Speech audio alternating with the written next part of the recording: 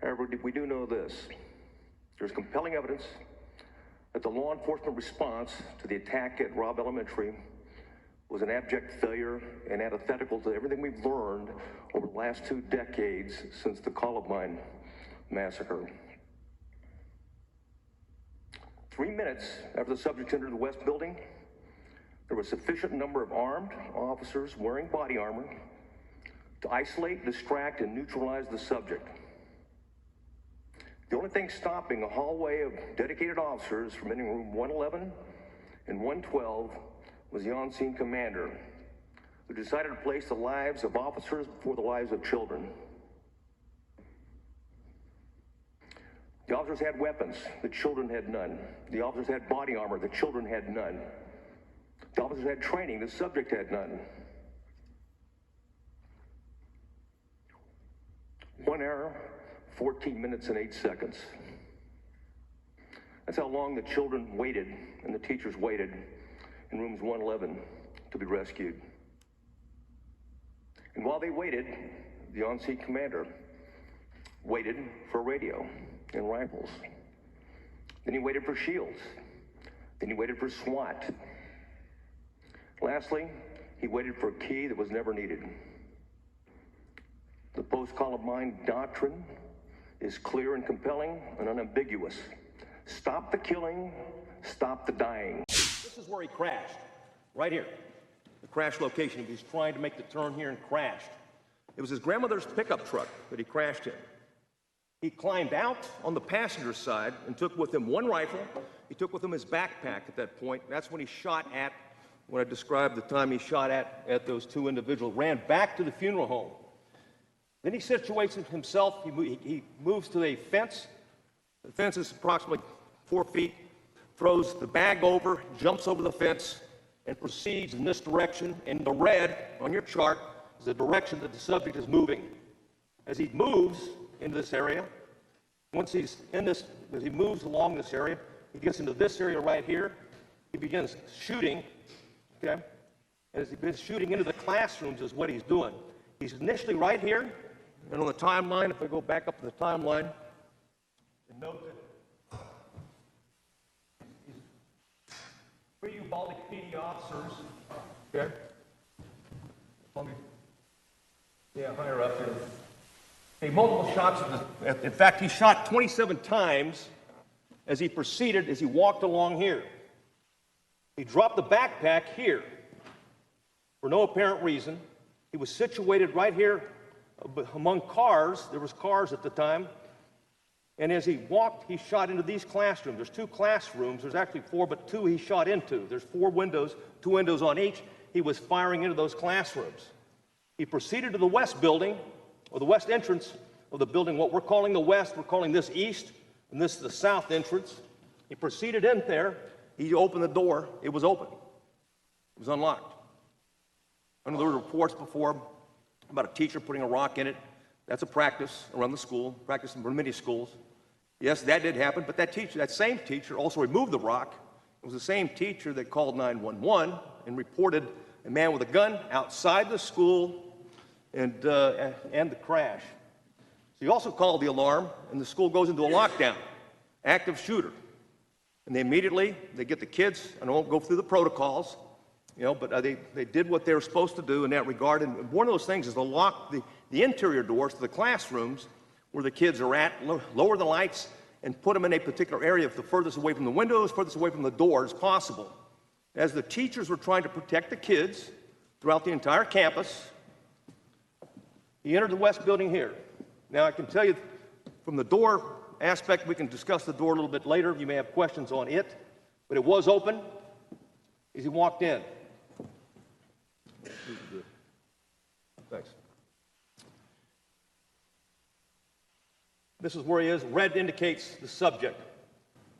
As he walks in, it's about 20 feet when you walk into this corridor, this east-west hallway. Then he's in the north-south hallway. He turns left, then he approaches, and you can't tell from the video. The challenge with the school video is it's a fisheye video located at this location. A little different than the video that we had at Santa Fe. So the view is very distorted. You can't see all the way to here, here, and you certainly can't see very far over here on the first iteration. The second iteration, we got a little bit better when it was sent back to Quantico to be enhanced or enhanced the second time. You can see much of what's going on. It provided a much clearer way for us to document exactly what happened in that hallway over that 1 hour, 14 minutes, and 8 seconds. The subject lines up here. What you can't see, it's inset in here. What you can't see is which classroom he's shooting into exactly. But he's shooting at either 111 or 112 initially. Overall, there was 24 rounds that were left, recovered out here, 27 in the hallway. Now, some of those rounds could have been, when we're evacuating, first responders are evacuating, trying to save lives, could have drugged some of those rounds out there. But for right now, it appears, when we finish with the trajectory analysis, we'll be able to tell you how many exactly were fired by the subject into that room and how many were fired out by the subject. But for right now, it appeared we had 27 rounds recovered in the hallway. The only shooting was not in this direction, it was in this direction here. He walked up the door, he opened the door and walked in. Okay, then we heard shooting. As the timeline suggests, and through audio enhancement, we can hear how many shots were fired. The initial barrage of firing occurred within 100 rounds, occurred within the next couple of minutes. So you can go up on the timeline here. Again, shooting into classrooms 111, 112. He enters to 11:33. So we're talking about 32 seconds after he enters, because he entered West Building at 11:33.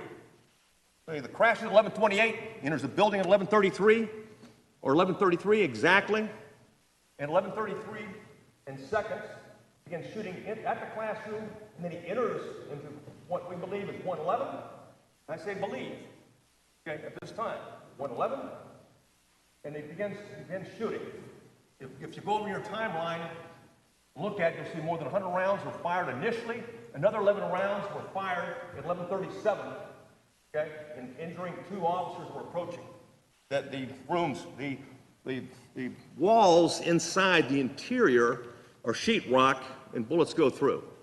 The 2 were grazed at that point, retreated. I can tell you at 11:36, as we mentioned before, you had 3 Uvalde PD officers enter the west door.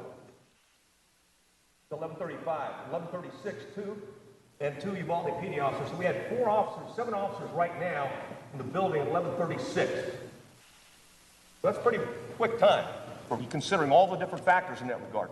There was never a school resource officer on the scene. A school resource officer did respond, and when he responded to the location.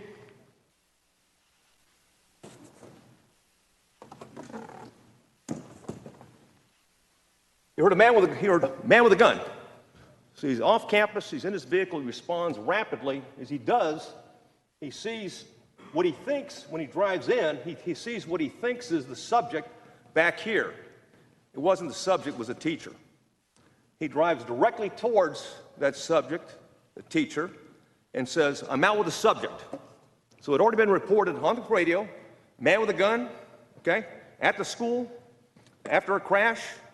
He thinks he's got the subject. He drives quickly. He drove, over 50 miles an hour into it, going towards the subject. And unfortunately, that wasn't the subject. The subject was right here. He passed the subject as he went. So that's why some of the confusion early on.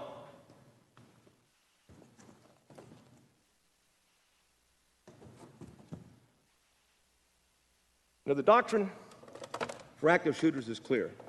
I mentioned it before. And it's 2 sets of it. Hey, you stop the killing, you stop the dying. The other part of that doctrine is you isolate, you distract, and you neutralize. Everyone's taught this. You require it in TCOL training. We practice it, we preached it. This is the doctrine, and it recognizes that you run to the sound of gunfire. When you get to gunfire, you don't stop. Okay, when you get there, you run into gunfire, okay, and it's so important to do so. And I'll tell you what, and I've said it before, and I hope I underscore them.